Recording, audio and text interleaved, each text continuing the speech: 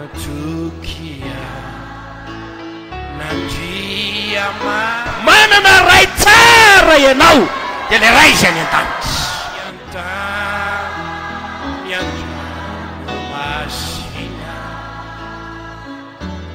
nahaizana zaesia okaltongeza kutunga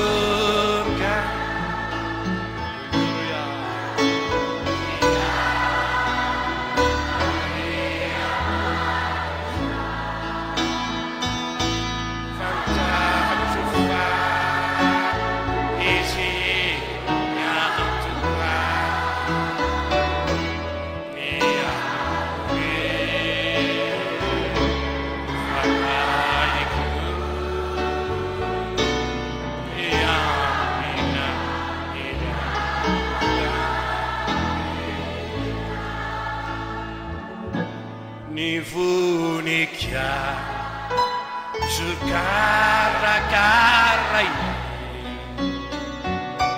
nivuruna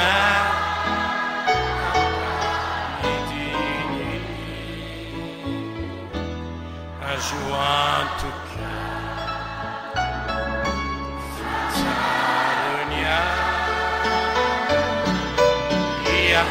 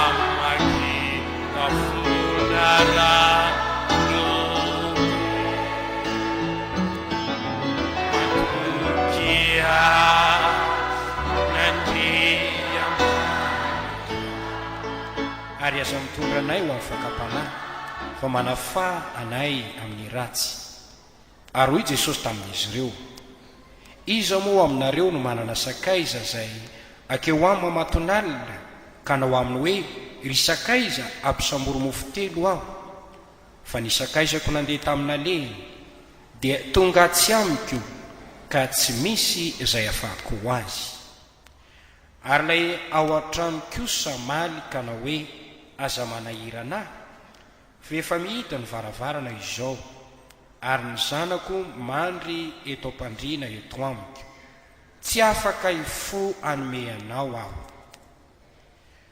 hoy izao aminareo na dia tsy hainga ny azo noho ny fisakazana aza izy dia hifo ihany izy noho ny fitaraina ny fatratra ka nome azy izay ilainy ary hoy izao aminareo mangatady homena ianareo mitadiava dia hita ianareo dondomy dia voany ianareo fa zay rehetra mangataka no mahazo ary zay mitady no mahita ary zay mandondona no vana ary iza moa aminareo zay ray rangatany zana mofo no anome azy vato ary rangatany azandrano no anome azy menarana hosolo ny azandrano ary rangatany etoto no anome azy maimba ko raha ianareo na dia ratsy azy malala anome zavatsoa ny zanakareo tsy mainky ava ny rainareo zay any an-danitra no anome ny fanahy masina ho an'izay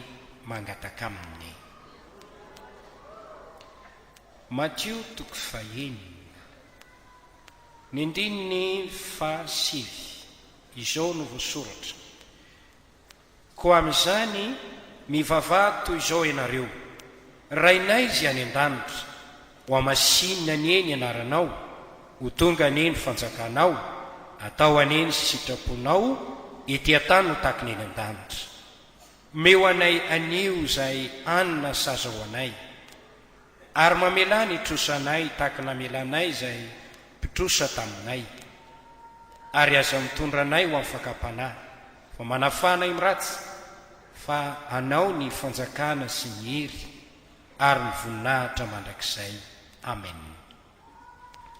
Toko 7, andininy 7 ka hatramin'ny 11. Mangatady homena ianareo, mitadiava dia hita ianareo, dondony dia voana ianareo, fa zay rehetra mangataka no mahazo, ary zay mitady no mahita, ary zay mandondona no voana. Ary iza moa aminareo raha angatany zanany nofo no hanome azy vato, ary angatany azan-drano no hanome azy minarana? Koa raha ianareo na dia ratsy azy, mahalala hanome zava-tsoa any zanakareo, tsy mainka avahany rainareo zay any an-danitra no hanome zava-tsoa ho an'izay mangataka aminy. Dia rao Andriamanitra valazy sy mabavy, anio maraina dia hianatra isika. Andriamanitra nanangana anay, nanendry anay ho mpanompony, tsy tory filazantsara fotsiny ihany, fa nao anareo koa ho mpianatra. Noho izany dia tsy diso mihitsy aho raha mitarika ianao mba hianatra. Satria Andriamanitra miteny atao mpianatro ny firenena, mampianara azy hitandrina izay rehetra nadidiko anareo. Anovo lesona lehibe ao anatin'ny ireo toko sy andininy ireo sika. Angamba raha ivalapatra aho hitondra aminao ny arena ao amin'ireo andinin'ireo, dia mila manana fivoriana herinandro aho hitondrako aminao hoe izao ane ny arena ao anatin'ireto toko sy andininy ireto. Ty teny aminareo hoe ny fotoana izay angatako amin'ity maraina ity dia tena kely dia kely raha amiko. Afantatra ihany aho hoe fety androany, angamba tsy tokony ho tara ny fisakafoanana ny tranoany, kanefa mamela kely manao azafady tompoko, tazomiko maharitraritra ianao ary angataka amin'ny tompo aho tsy ataoko ioatra amin'ny 12 sasany ny firavantsika eto zany.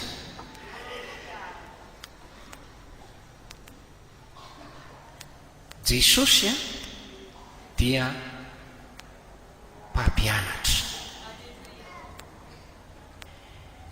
Jaona toko 7:17 dia miteny izy hoe ianareo manao hoe tompo sy mpampianatra, ary marina ny filazanareo fa izany tokoa aho. Dia misaotra an'Andriamanitra isika izay nanomentsika ny Jesosy, ary misaotra ny Jesosy koa nanaiky hampianatra antsika. Fony tetỳ an-tany Jesosy dia nampianatra zavatra maro dia maro, lafin-javatra maro no nampianarina momba ny fiainana ankehitriny sy ny fiainana ho avy, makasika ny lafiny maha-olona antsika ary koa ny lafiny ara-panahy. Tena nampianatra momba ny amin'ny lafiny ara-panahy, nampianatra momba ny amin'ny lafiny maha-olona, maharanofo. tsy hoe ara-nofo izy fa nampianatra momba ny amin'ny faiza miaina miaraka amin'Andriamanitra Jesosy. Ary zay no natonga azy ny teny hoe ny teny izay nolazaiko taminareo dia fanahy sy fiainana. Indro voasoratra ao amin'ny testamenta vaovao izany. Afaka mitrandraka ianao ary manovo fahalalana. Raha maritra miteniko ianareo izy dia ho fantatrareo ny marina. Ary ny marina rehefa fantatrareo dia mahatonga anareo tsy ho resy fa ho mpandresy. Izay ne no teneniny manao hoe manafaka anareo tsy ho andefo fa ny olona dia andevony izay maharesy azy. Ka raha no ahafahana ianao mba tsy ho andefo dia natao mpandresy ianao zany. Miteny Jesosy fa raha misy olona tahalala ny sitrapon'Andriamanitra dia atakatra ny amin'ny fampianaran'ny tompo zany olona izany. Noho izany ary dia andray apahany isika dia izay nampianarin'ny tompo momba ny vavaka. Lesona lehibe tokony ianarana tsara zany. Momba ny vavaka, momba ny firesahana amin'Andriamanitra. Ianao dia tokony hiteny amin'ny tompo ka na hoe tompoko mampianara hivavaka tahaka ny nampianarany John ny mpianany. Tsy maninona na makatahaka izay niteneniny anankiray tamin'ny mpianatra ianao, satria rehefa niteny toy izany ilay mpianatra anankiray dia natonga an Jesosy nanokatra sekoly ampianatra azy ireo momba ny vavaka. Haleluya! Dia nisy ilay hoe vavaka nampianarin'ny tompo.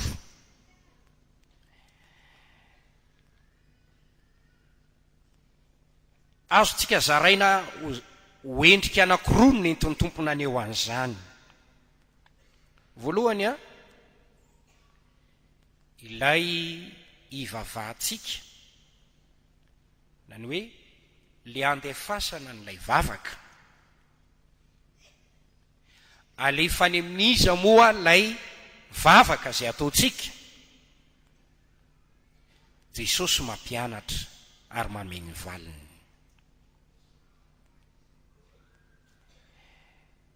Ny tokony ataon'izay mivavaka, inona moa no tokony ataoko rehefa hivavaka aho? Inona no toromarika omen'Andriamanitra hoentiko manao izany? Jesosy ny teny nanome ny valiny. Ho raisintsika ary lay hoe lay andefasantsika n'ilay vavaka. Lioka toko 2:12. Ary hoy izy taminy, raha mivavaka ianareo dia ataovy hoe Rainay izay any an-danitra.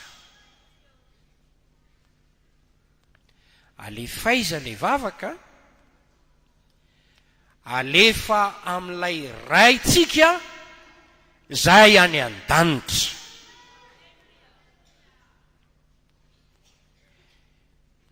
Mazava tsara felay rain' Jesosy Kristy no ambarany amin'izany. Ary misy teny izay nanehoany hoe ny raiko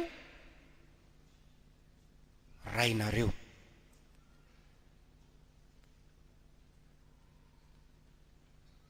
Koa raha mivavaka ianareo dia mivavaha, ataovy hoe rainay izay any an-danitra. Na mitsangana, na mipetraka, na mikohaka, na eo ambony fandriana, na eny am-pandehana tongotra, na ambony fiara, na miteny, na nakapo. Raha mivavaka ianareo dia ataovy hoe rainay izay any an-danitra. Ao amin'ny Matio izy dia miteny manao hoe koa amin'izany mavavady toy izao ianareo, rainay izay any an-danitra.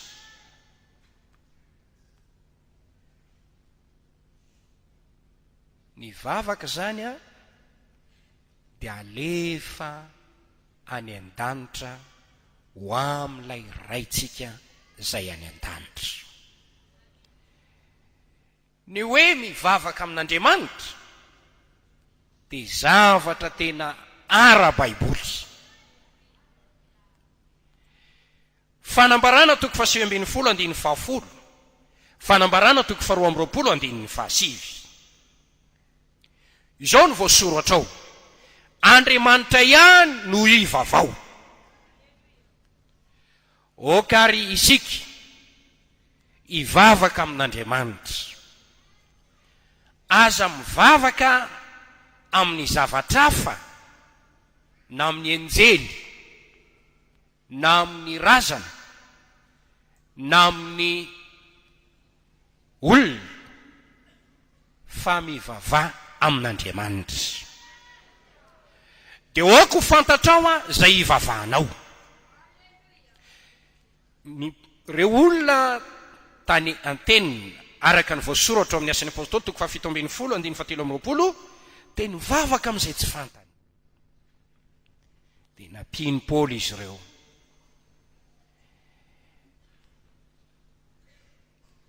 Manana ray isika any an-danitra. Dia rao ny tompo. Vakitsika ity andininy anankiray ity, Jaona toko 9:40.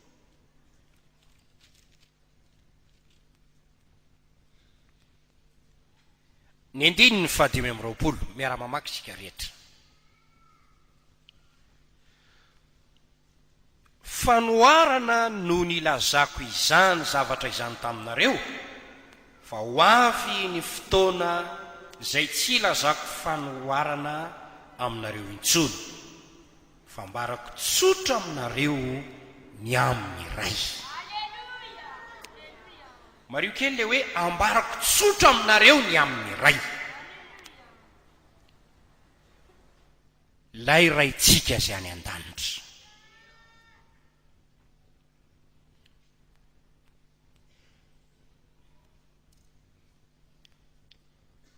Io raitsika izay any an-danitra io dia Andriamanitra. Zay ngamba mazava be zay.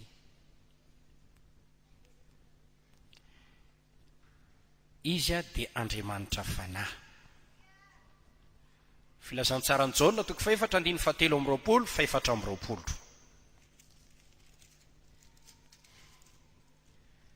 Izao no voasoratra ao: fa avy ny ora sady tonga ankehitriny, raha ny tena mpivavaka ivavaka amin'ny ray, amin'ny fanahy sy ny famarinana, satria ny ray koa mitady mpivavaka aminy tahaka izany. Andriamanitra dia fanahy, ary izay mivavaka aminy tsy maintsy mivavaka amin'ny fanahy sy ny fahamarinana.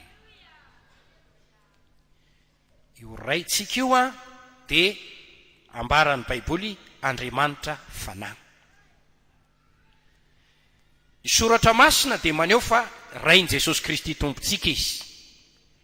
Romanina toko 10:1, Koritiana 2:1-7, be dia be ny andininy manohana an'izany.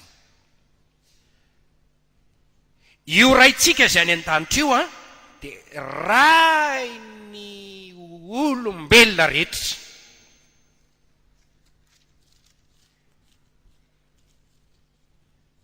Efesiana toko 4 andininy 9. Ray Andriamanitra sady rain'izy rehetra zay ambony rehetra sy manerana ny rehetra ary ao amin'ny rehetra. Ray ny olombelona rehetra, na fotsy na mainty, na mavo na manga, ray tsika rehetra. Ny toetoetrany izy de masina. Jaona toko 7:10 hoy Jesosy hoe ray masino. Toetoetany izy de marina. Jaona toko 7:12 hoy Jesosy hoe ray marina.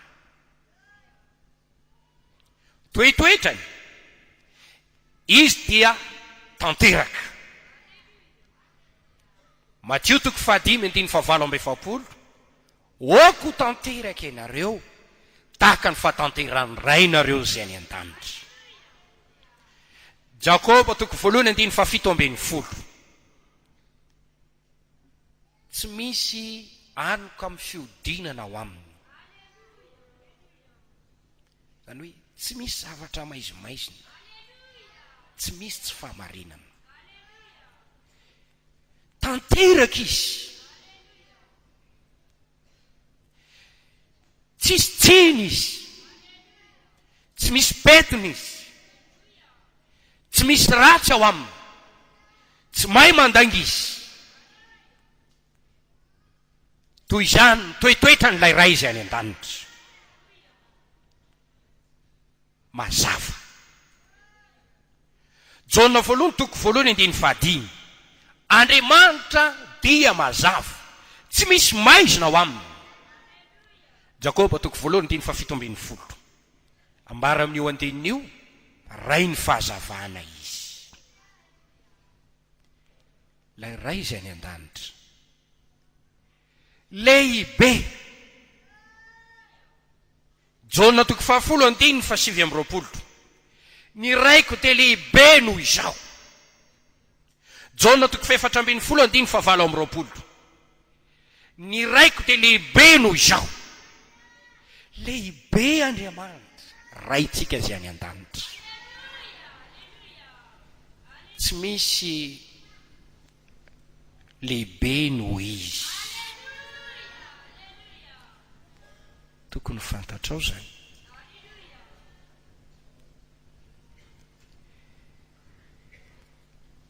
Mahery. Jaona 10:7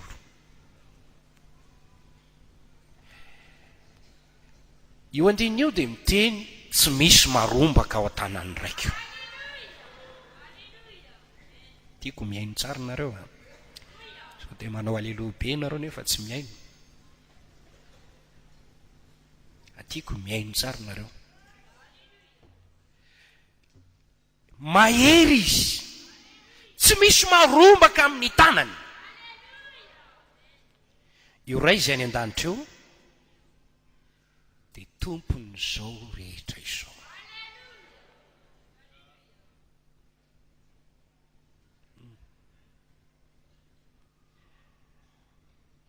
Salamo 4:1 An Jehova ny tany sy rehetra eo aminy. Salamo 5:12 aozy ny biby rehetra azo tontolo zao. Agay toko 2:9 any volamena, any volafotsy.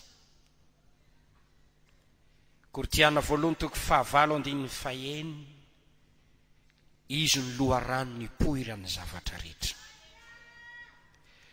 Romanina 10:12 tompony zao rehetra izao izy. Efesiana 2:4 manan-karena Andriamanitra. Ary amin'ny Romanina dia misy teny hoe manan-karena izy. izay no mahatonga n'ilay hiratsika nampitondraina ny lohateny hoe tsy mahantra Andriamanitra. Miaino ny fivavakao izy. Deutéronomia 9:20. Manana trano izy ao an-danitra ao karazana magasin zany zay toerana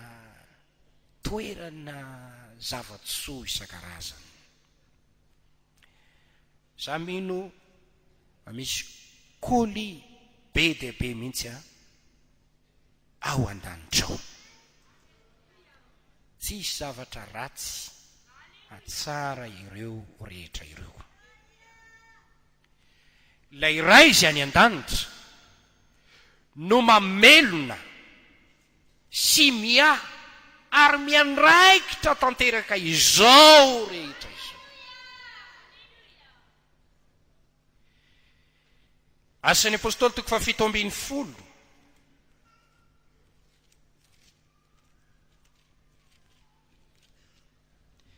Asan'ny apôstôly 7:20, ny 4:20 ka hatramin'ny 5:20.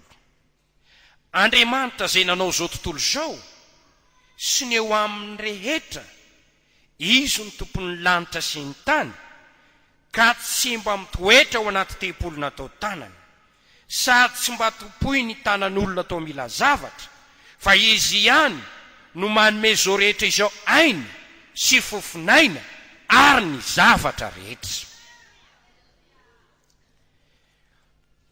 Mateo 9:9. Jesosy dia miteny eto,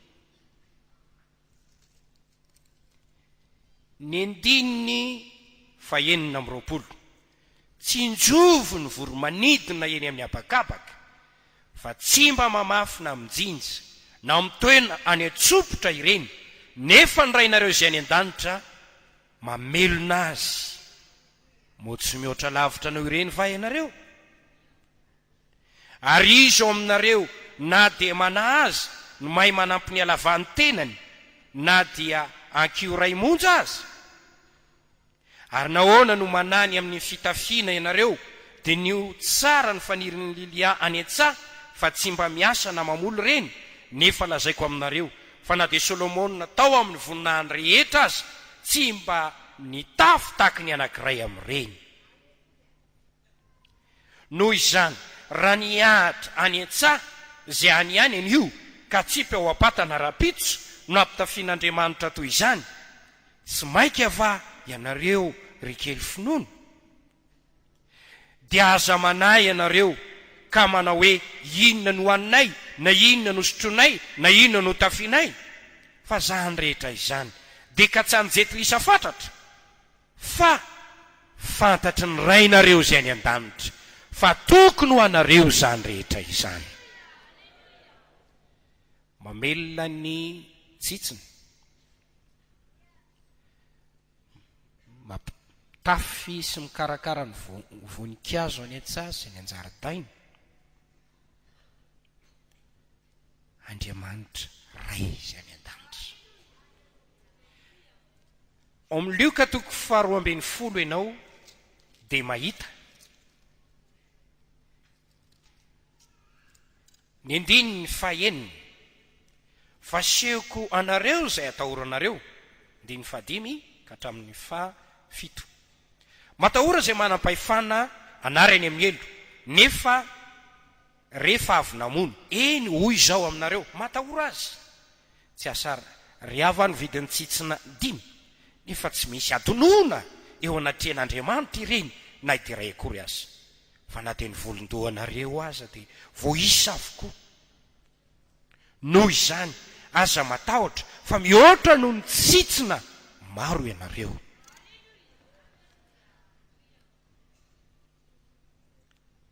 Ny 2:20.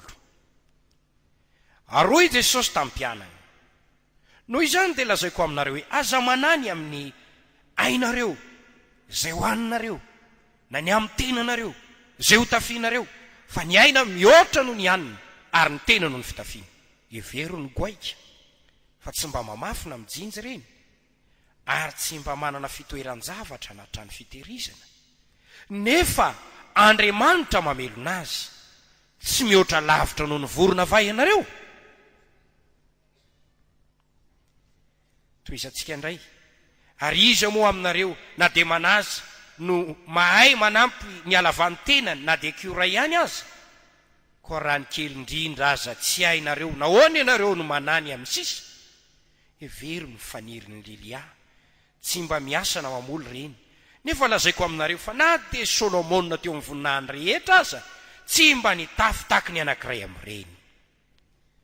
Ary raha niahatra izay any an-tsaha nefa tsy mpiao-apatana rapitso no ampitafian'Andriamanitra toy izany, tsy maika ampitafian'Andriamanitra mihoatra noho izany va ianareo ry kely finoana? Ko aza mitady izay hoaninareo na izay hosotroinareo na manana fisainana misalasala, fa ny jetilisa amin'izao tontolo izao dia fatrapitady izany rehetra izany, fa ny rainareo mahalala fa tokony ho anareo izany zavatra izany.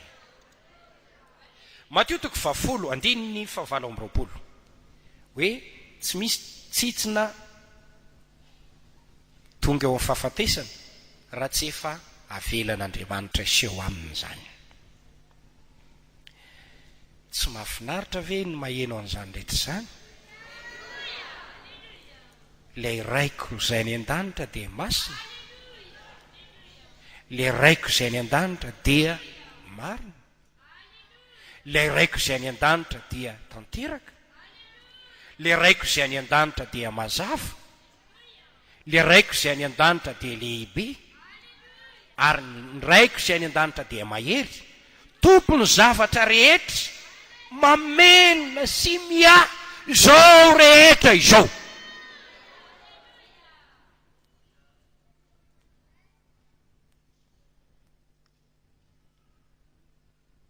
Eritrereto tsara izany.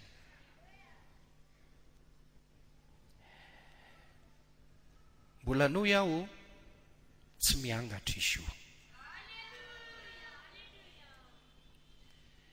Asan'ny apôstôly 10:4-7 tsy misy fizatavan'ny olona ao amin'Andriamanitra. Petera 1:2-7 raha le ray izay tsy mizatavan'ny olona. Izy io koa dia tsara, feno fahatsarana.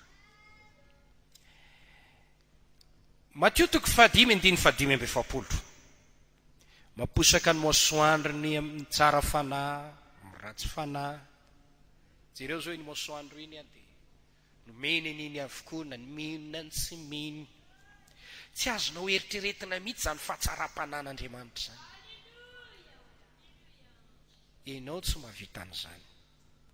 Ianao dia tsy afaka andoha jirony zanakao aza lavinao tsy vitako intsony mandoha ny jironareo.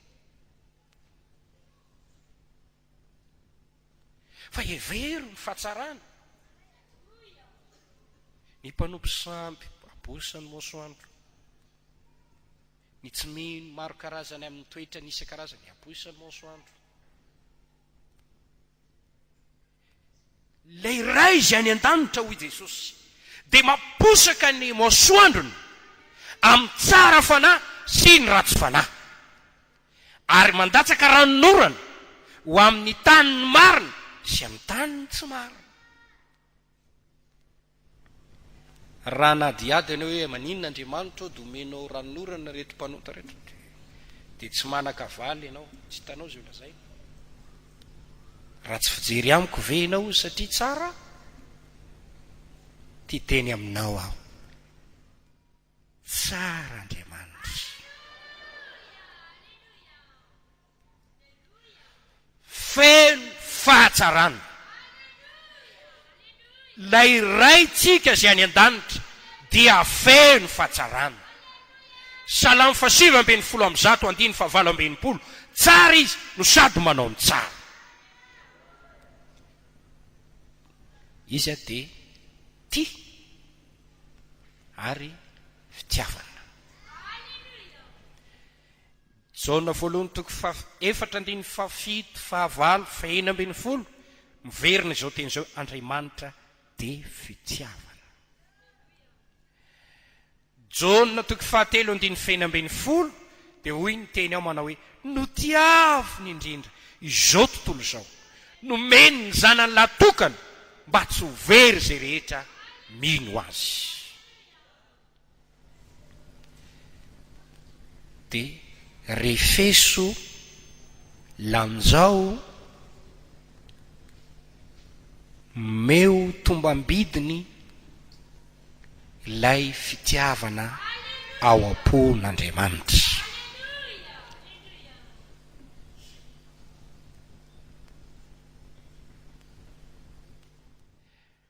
Andriamanitra dia dia tena dia ny fony mihitsy de tena feno fitiavana. Zay ny mahatonga an Jesosy miteny ao amin'ny jaona toko fahenina ambin'ny folo andiny fafito amby roapolo hoe efa tianareo no raiko. Ary hoy jaona ao amin'ny epistily zay nosoratany endre manao ny fitiavana nasehony ray ho antsika de ny antsony atsika hoe zanak'Andriamanitra. Ary zany tokoa isika.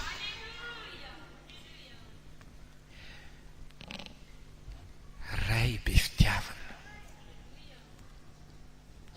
Tsy afaka mieritreritra mihitsy ianao ary angamba ny devoly no mametraka zavatra ao am-ponao hoe tsy tia Andriamanitra, tsy tia izy satria nataony ngita volo aho.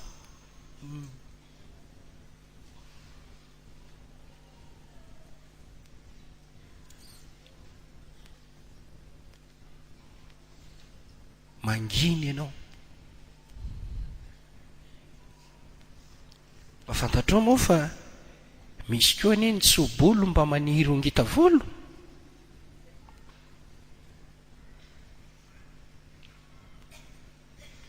Ary misy ny lava volo no nanabory volo satria tsy tiany no lava volo. Fa izao zay nataon'Andriamanitra de tsara.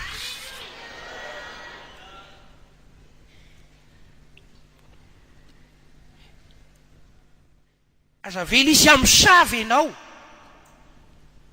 tsy tia Andriamanitra.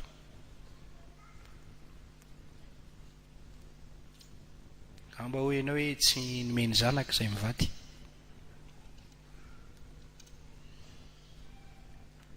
Marobe nge no ray aman-dreny manozona ny tenany satria fahoriana no nentin'ny zanany taminy. Kanefa koa raha manana planina eo amin'ny fiainanao Andriamanitra,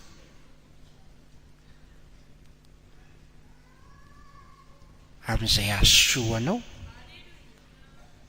dia eritreri-dratsy an'Andriamanitra ve ianao?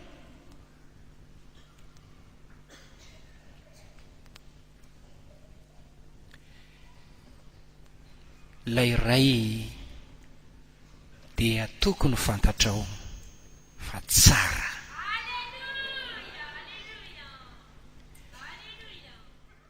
Izy dia tia ny zanany. Verimberina matetika izao ny tenin' Jesosy hoe ny ray ozy tia ny zanaka. Tia miteny tompety ny raiko anie ka tia ahy. Ary Jesosy dia nivavaka hoe ny fitiavanao ahy oka ho amin'ny reto. Io raha io ao velonareo sa matory.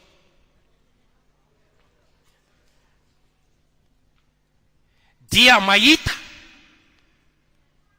Mateo toko fahenina andiny faefatra fahenina favalo ambin'ny folo. Mahita ao amin'ny manginginy. Amaly ianao miariary. Tsy jamba Andriamanitra. ny raiko tsy jamba. Hitany avokoa ny zavatra rehetra miseho amin'ny fiainana. Inona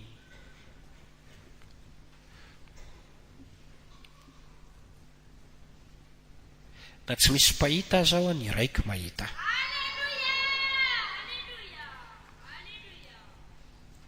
Zava-dehibe aminao ve zany?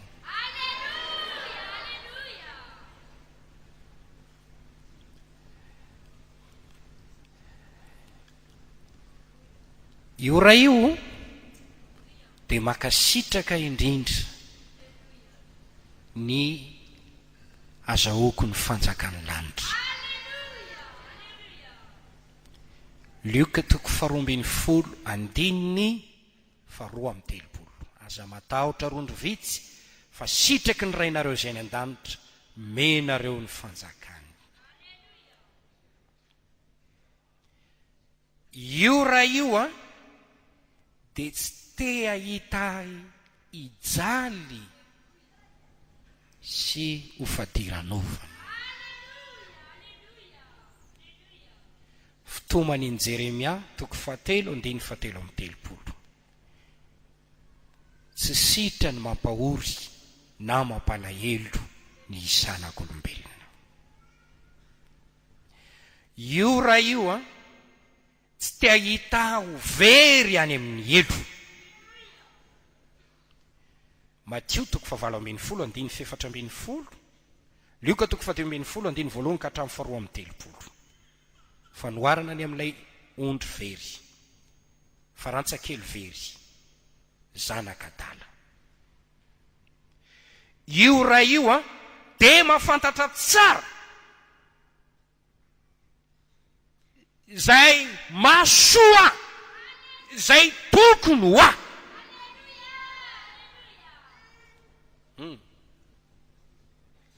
Inonareo ve zany?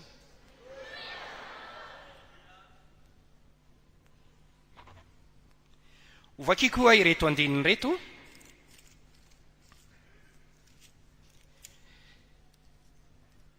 Matio 9:9. Ko aza manaka azy ianareo fa fantatry ny rainareo zay tokony ho anareo raha mbola tsy mangataka aminy aza ianareo. 9:30. Fa izany rehetra izany dia ka tsy anjetlisa fantatra fa fantatry ny rainareo izay any an-danitra fa tokony ho anareo izany rehetra izany. Lioka 2:12 io ihany. Hoe fantatry ny raiko fa tokony ho any sakafo, tokony ho any fitafiana, tokony ho any asa.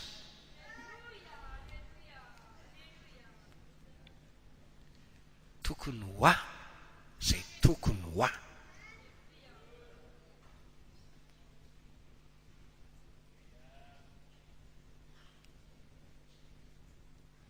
Azonao ve zany? Ela tsy miara-manontany. Ao ihany ve ianao?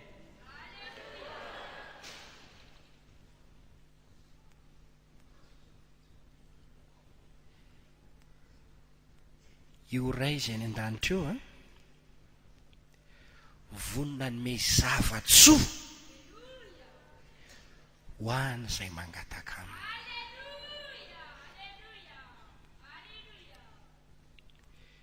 Matio 7:7-11. Tsy mainka avany rainareo izay ny an-danitra no tsy hanome zavatsoa an'izay mangataka aminy.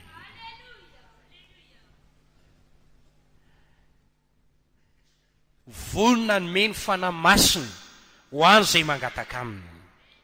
Lioka 1:17. Tsy mainka avany rainareo izay ny an-danitra no tsy hanome ny fanamasiny ho an'izay mangataka aminy.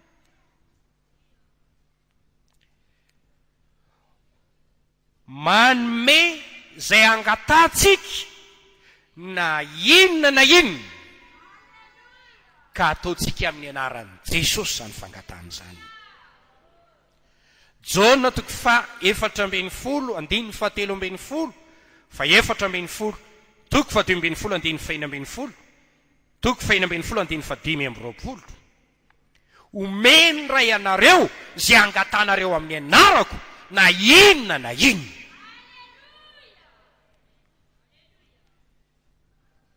Ary hoy Jesosy hoe ray o fantatro fa miaino aho mandrakariva ianao. Io ray zay any an-danitra io de manana sofina malady mba hiaino ny fitarainana na fangatahana ataon'ny zanany. Inona ny lesona nomeny Jesosy? Raha mivavaka ianareo dia mivavaha toy izao Rainay zay any an-danitra, na hoe ataovy hoe Rainay zay any an-danitra. Ry rahalahy, ry anabavy, inona ny tiany Jesosy ho volena ao anatin'ny foko raha tondra antsika eo amin'izany fampianarana izany izy. Ty teny izy hoe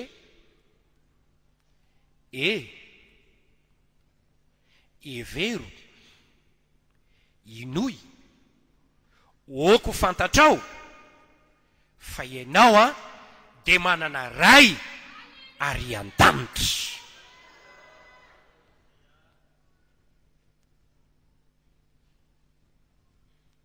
Ary ty teny izy hoe enoy fa ianao dia zanak'Andriamanitra.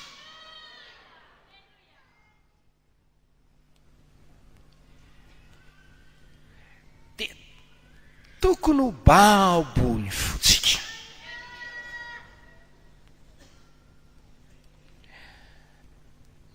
Raha mivavaka ianao na manakipo maso na mampiratra ny masonao,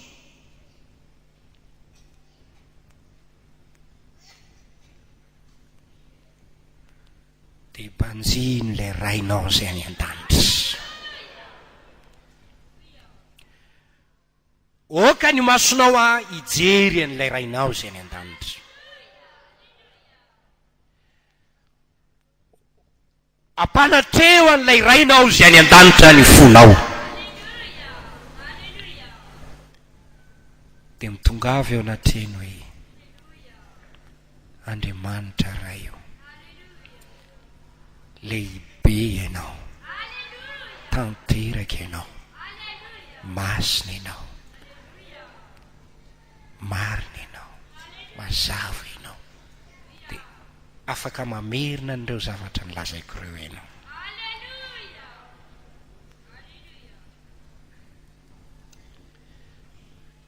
Ny olombelona de mila manana n'io Andriamanitra io ho rainy.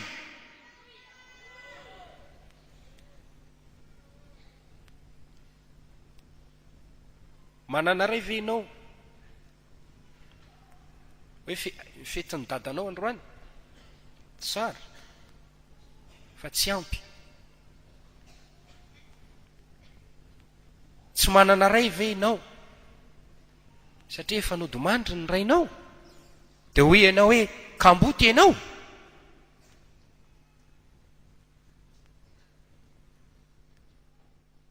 Aza malahelo,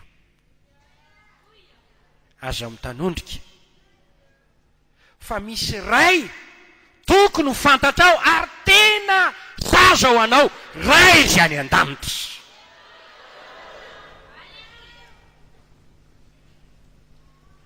Manana ray ve ianao fa anarany fotsiny?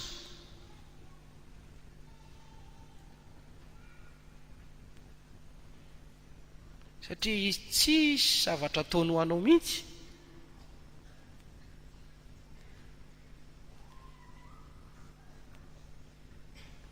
Efa nilozany angamba ianao sy ny reninao,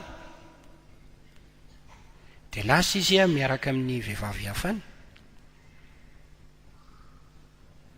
Renene de olona niteraka anao fotsiny mba isy,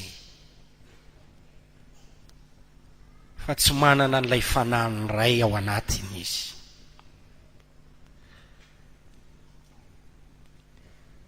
Azo ny olona ataony miteraka, ny biby koa mba miteraka.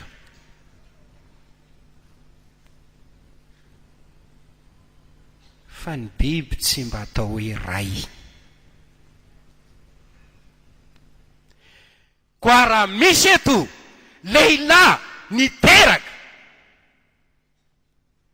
ka mitady ny voninahitra hoe ray aho,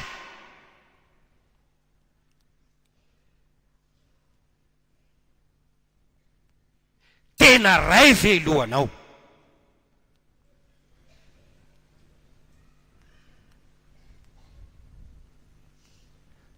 Fa ny olombelona mila ray, sady mila ray. Efa maty ny dadako fa mbola mila ray aho, ary misaotra ny Jesosy aho zay nanambara tamiko tamin'ny patsorana ny amin'ilay ray izy any an-danitra.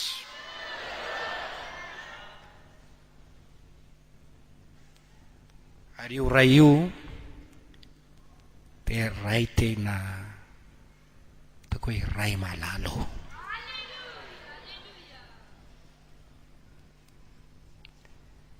Tsy fantatro na 12 taona aho no maty ny raiko, dia tezainy ny fianakavian-draiko aho, dia avy teo aho nandeha onjoonjoko teny, fa ny tompo nitarika aho.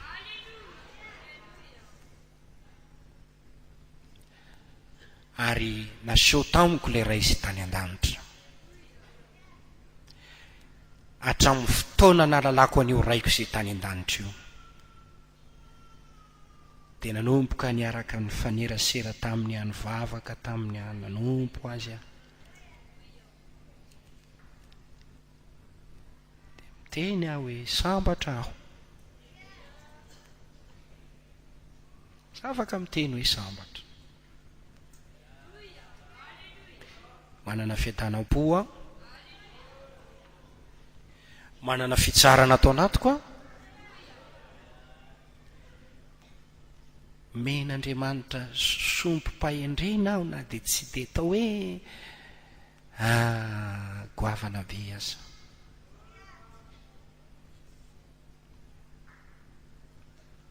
Ary ampanetretena ny lazako aminao fa maro no miteny avy frera ampianaro zay, ampianaro na ato amintsika na ny velan'ny fikambanantsika, ampianaro zay. Hoy le pasteur anankiray zay, manaiky venao izy izy mba ho ataoko raiko ampanahy, mba ho any aminao aho rehefa manana problema ka misy torohevitra ilaiko eo amin'ny asa fanompona zay ataoko. Matsiaro menatra, matsiaro ohatrany hoe inona ary zany tompo, inona ary zany. Dia tonga koa ny anankiray manao hoe mba ekenao ve mba ho ataoko ray ampanahy ianao, mba hanampy ahy. Oka ho fantatrao tsara fa mila manana ray ampanahy ianao. Ianao zay vita batisy io, mila manana ray ampanahy ianao. Ary tsy mahomby loatra ity fihetsika ny mpino sasany ity zay tsy te ho fantatra ny pasteurany, fa disoina zany. Nisy ankizy vavy niaraka tamin'ny rahavavy ny angamba tao amboroko tao, dia izy le miaraka aminao, rahavavy izy hoe ampidilo izy miaraka aminao, sady tiako koa izy miara amin'ny rahavavy miara-miditra ao amboroko. Dia nanomboka ny teny taminy aho, ianao anio tokony rano marimarina koa ianareo rehetrarehetra tokony mba isy fotoana isehoanao. Za dia mpiangona ato amin'ity fiangonanao ity, ry pasteur.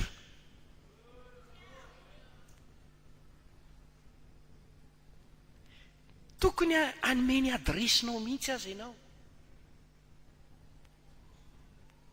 Tokony angetaeta fitsidiana azy ianao. Tokony angetaeta mihitsy azy ianao mba hisy fifandraisana, mba hahafahana manampy ianao sy manosika ianao amin'ny lafin-javatra rehetra.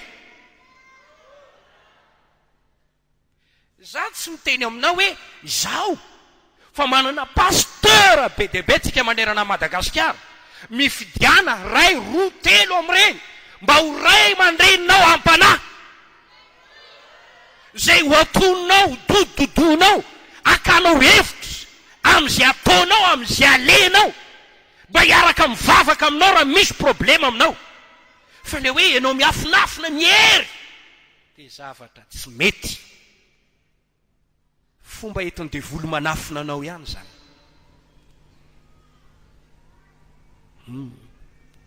Eno tsara.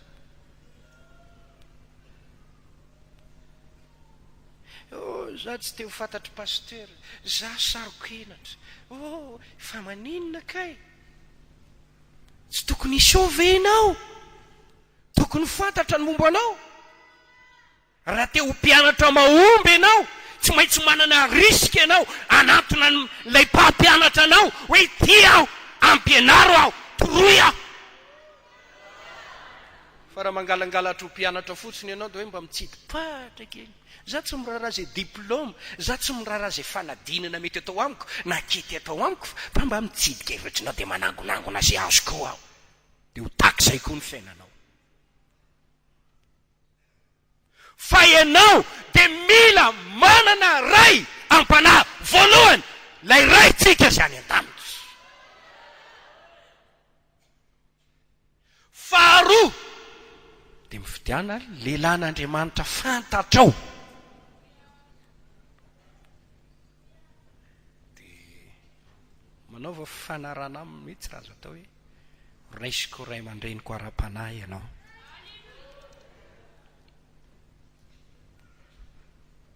Tsy maintsy misy ny olana noho ny fisiany devoly. Tsy maintsy tonga eo amin'ny sampanany ianao. Dia avy eo anefa anao rehefa tsy manana olona tonga dia voatery ianao miainoeno an'ity, miainoeno an'ity, miainoeno an'ity, miainoeno an'ity, miainoeno an'ity. Olona tsy manana ositra akory hanome saina anao amin'izany. Olona tsy manana fanambarana avy amin'Andriamanitra akory, tsy afaka milaza ny afatr'Andriamanitra akory eo amin'ny fiainanao hoe zao ny tokony ho ataonao, zao ny lalana tokony ho alenao, fa miteny amin'ny fihetsem-pony sy amin'ny fisainany fotsiny ihany. Dia nanaraka an'iny ianao dia nitapotany amin'ny rindrina ny lohanao. Izay ny tenenako aminareo hoe tokony hanana ray ampanahy ianao.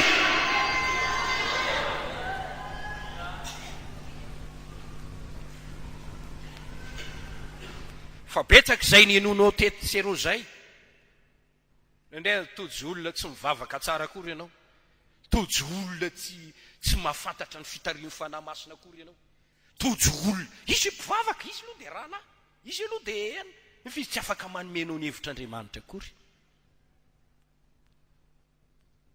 Izay ny tenenako hoe averiko indray, tokony hanana ray ampanahy ianao.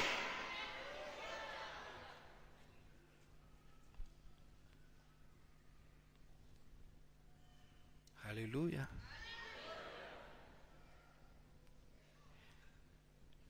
Dia miverina kely aho, Jesosy dia tena nampianatra zavatra nahafinaritra.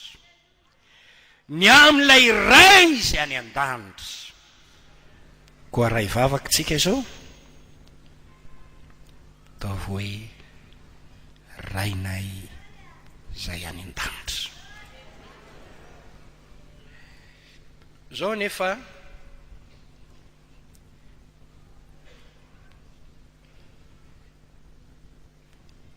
ny devoly dia nilazain' Jesosy hoe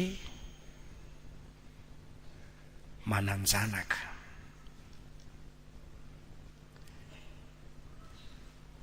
Ao amin'ny Jauna, ho atsahatra ty fampianarana ity dia vavaka tsika dia angamba hariva ho maka fotoana indray manohy. ao amin'ny jaona toko fefatra andininy faharoa fa raiky amby efapolo miara-mamaky isika. Jaona toko fahavalo azafady, jaona toko fahavalo andininy fa raiky amby efapolo. Isa roa telo. Manao ny asan'ny rainareo ianareo, hoy ireo taminy, tsy mba teraka avy tamin'ny favetavetana izahay.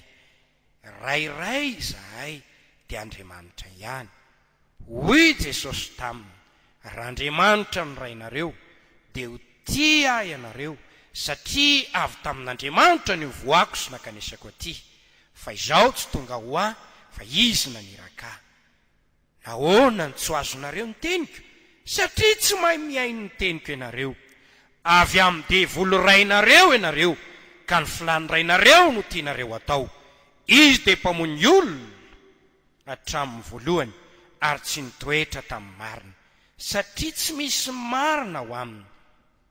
Raha milaza lainga izy dia ny azo no lazainy, satria mpandainga izy sady rainy lainga.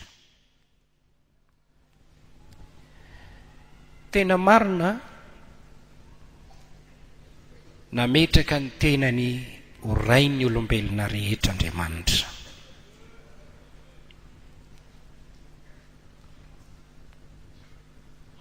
Fa ny devoly nandrombaka ny olona, namily ny fiainany, ka namabo an'le olona ka miteny hoe ataovy rainao aho, ka rao ny hevitro, arao ny anatro, arao ny fampianarako. Aza mino an'Andriamanitra, aza matoky an'Andriamanitra, manota amin'Andriamanitra. Dia maro ny olona miaino ny devoly. No ny fanarahan'ny torevitry ny devoly sy ny fampianaran'ny devoly dia tonga zanaka ny devoly ny olona sasany. Fa ny marina, Andriamanitra dia mbola mametraka ny tenany ho rainao foana hatrany hatrany. Koa raha mety ianao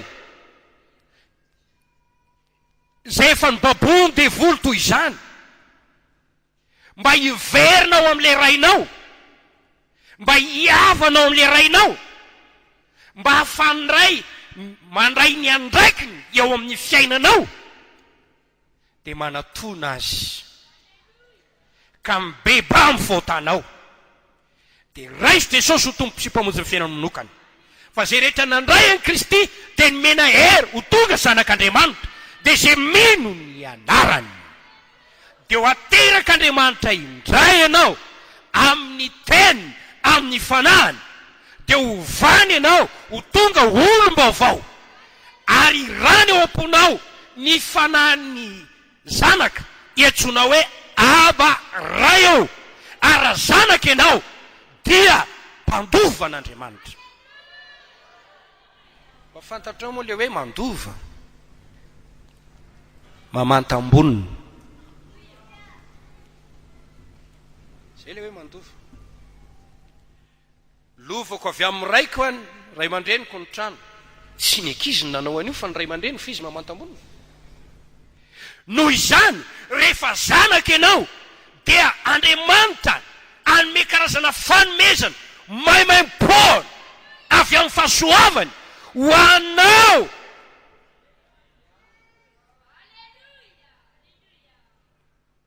Rainay izy any an-danitra. Jereo le vavaka nampianarin' Jesosy. Misy azo zaraina roa izy io a.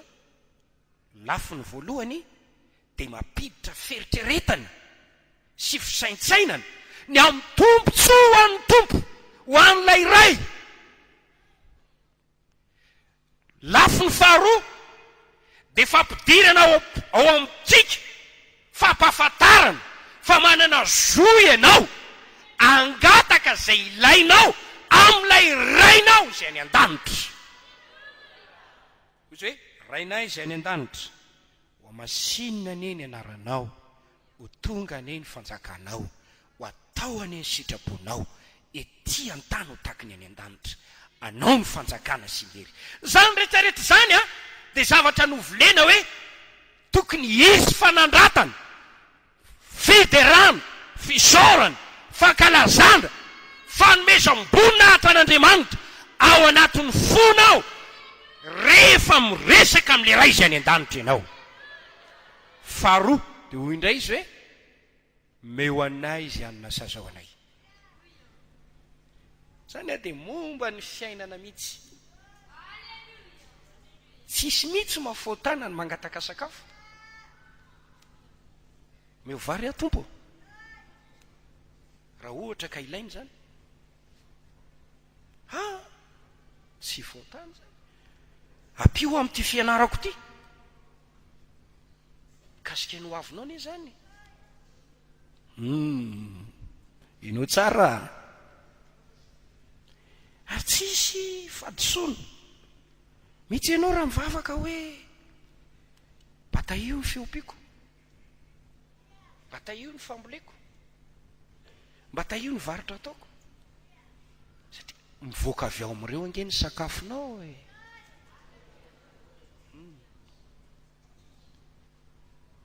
Ary raha tonga amin'ny fotoana tokony hanambadiana ianao, tsy fadisoana no midinika amin'ray ianao hoe tompo, efa tonga amin'ny fotoana tokony mba hanambadiako amin'izay aho. Meo vady endry aho.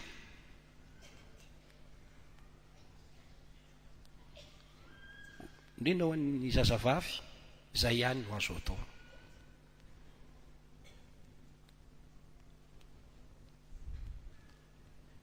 Dia ianao no mivavaka, kanefa tsy ny sitrapoko no atao fa ny ianao. Fa tsy handeha haka vadin'olona. Na manao fihetsika andrava tokantranon'olona.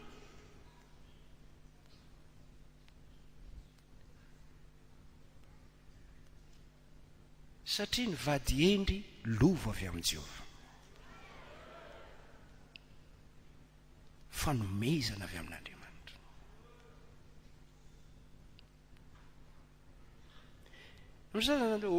Ara-panahy be loatra, miseho ara-panahy be loatra. Marobe nge no manana problema amin'izany eto e. Marobe no manana problema amin'izany. Ataony ray aman-dreny didra angelo any, yahoana ihany ary ianao ty. Ianao ty dia fa dia very zara antitra mpitoerana. Ka problemanao zany. Ka ahoana raha mety ny mangataka sakafo? Dikan'izany zay besoinao, ilainao amin'ny fiainanao. Tsy fahotana zany.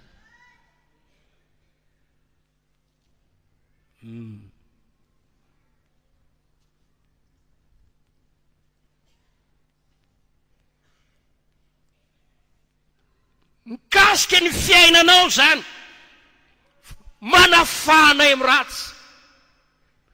Toy ny miteny zany hoe arovy aho mba tsy ho azony loza Andriamanitra, mba tsy ho tratry ny accident ny fiara-pitondra, mba tsy ho mainy tranoko, mba tsy hisy mpamaky ny tokantranonay, manafanay amin'ny ratsy. Andriamanitra ane dia namorona anao amin'ny maha-olombelona anao ary fantany fa olombelona ianao. Efa nataona siny tinifiko ty misy dikany, nataony ny vahana ty misy dikany, nataony ny tsinaiko misy dikany, to misy ny kiboko misy dikany.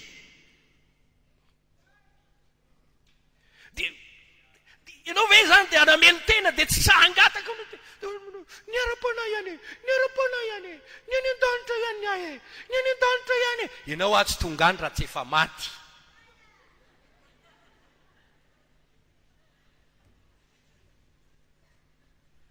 Rehefa maty ianao vao tongany. Fa le ela-potoana hipetrahanao eto a, tsy maintsy miaina amin'le fiainana maha-olona ianao. Ary ny raitsika dia malala tsara ny tokony ho anao.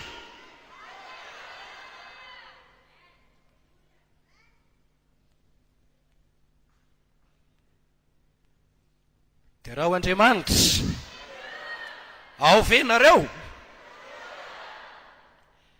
Ry ray aman-dreny, mba ampio ny zanakao lahy sy ny zanakao vavy zay tanora, ampio izy amin'ny lafiny rehetra mba azo vady tsara.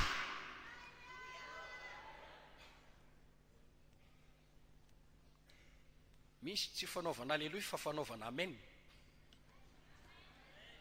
rehefa marina be le izy dia manaova amen fa tsy hanao aleloia foana noho izany ny feo tokony hoe mivoaka avy any aminareo dia hoe aleloia na amen.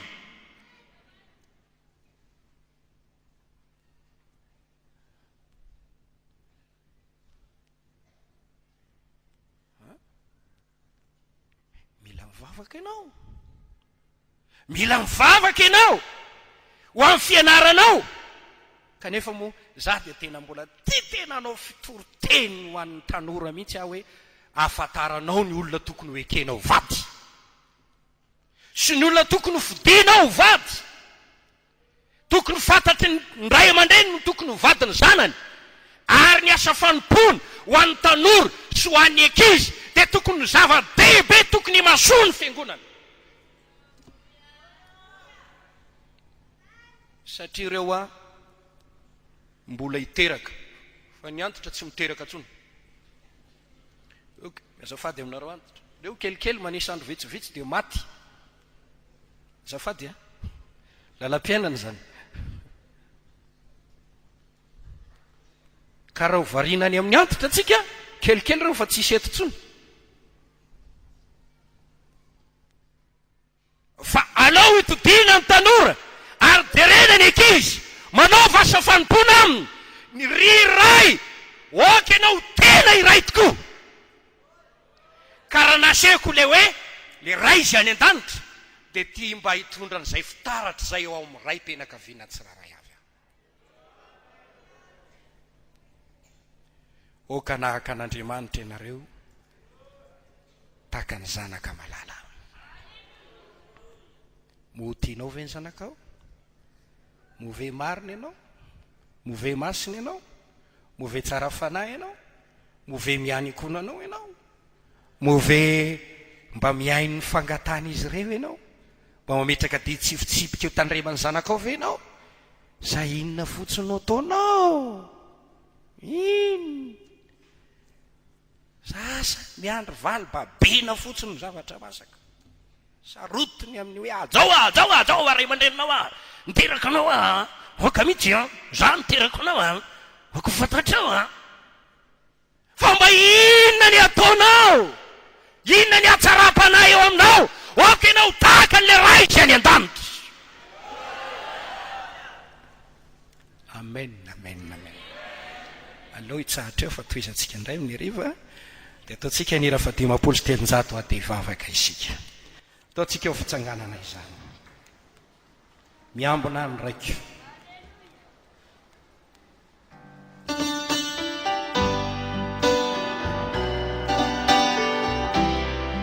Tiany rainao ary dia oka hery ianao manao azany hira izany. Aza mieritreritra ny fakampotianao na hoe maditra dada fa izao manana ray tsara ianao dia le ray izy any an-danitra ary ny fahasoavany dia ampo antsika rehetra.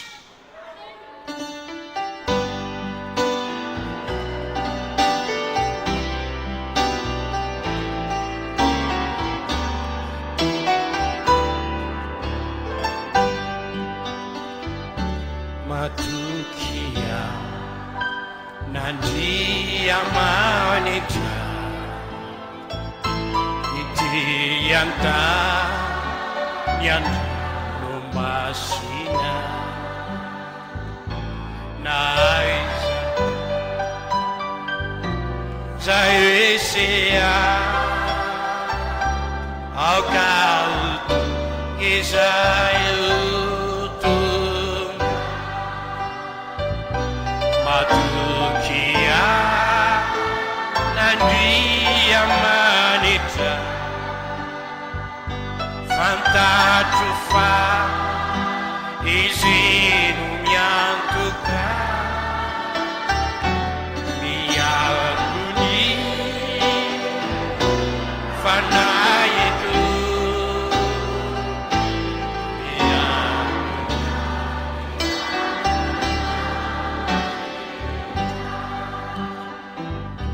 ny vonika sukarakarai ny volona amin'itiny azo antoka fatsarony iamina ny raiko andanitra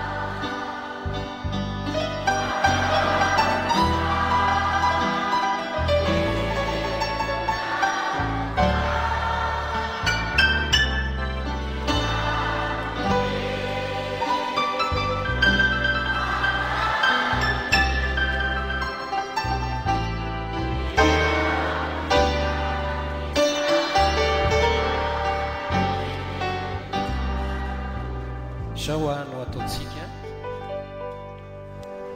ho apetrakytsika amin'ny toerany Andriamanitra ho raisitsika izy a ho raitsika ary dia iteny amintsika hoe Tompo sotranao anao ny amin'ny teninao manaiky aho anao raiko tena raiko ianao ary ianao avy eo a dia manolora tena hoe apetrako ny toerako eo amin'ny zanakao raiso aho anisan'ny zanakao dia tohizo ny vavaka isika amin'izao fotoana izao